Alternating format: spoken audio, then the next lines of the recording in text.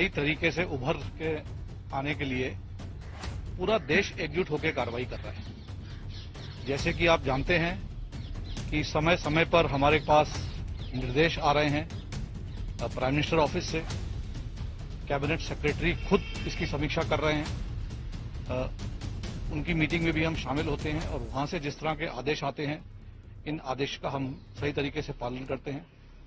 और इसके साथ साथ ministry of health and family welfare द्वारा जो निर्देश दिए जा रहे हैं इन पे हम सही तरीके से अमल कर रहे हैं। समय समय पर निर्देश सशस्त्र सेनाओं को दिए जा रहे हैं। इसके अलावा हमारे DG arm forces medical services भी हैं जो अलग से आदेश निकाल रहे हैं, क्योंकि हमें ये चाहिए कि अगर हमें अपने देशवासियों की मदद करनी है तो सबसे पहले हमें अपना बचाव करना होगा। जो हमारे को मेडिकल के लिए जो किट की जरूरत थी वो भी हमने प्रोक्योरमेंट शुरू कर दी है। जैसे कि हमारे हॉस्पिटल में हमारे को वेंटिलेटर्स की जरूरत थी, कुछ personal protective equipment and clothing, खास करके मेडिकल के लिहाज से इसकी हमने डिमांड दे दी गई है और ये हमारे पास आने शुरू हो गए हैं।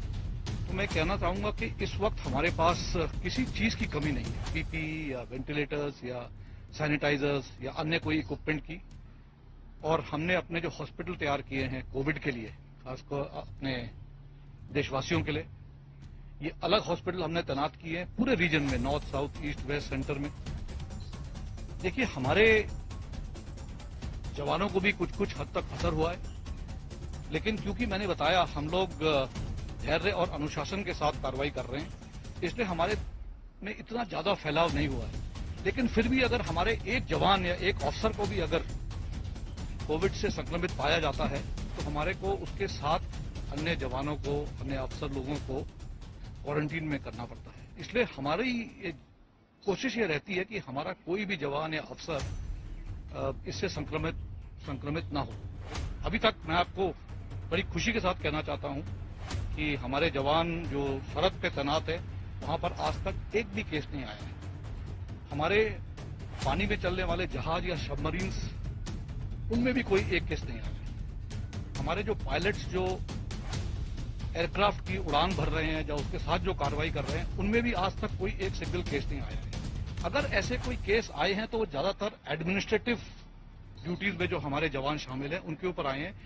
हमारे मेडिकल के अनुसंधान में लगे हुए जितनी भी संस्थाएं हैं उन्होंने इतनी तेजी से कार्रवाई करी कि आज हम लोग वेंटिलेटर्स अपने देश में बनाने में कायम हुए, काबिलता है हम लोगों में।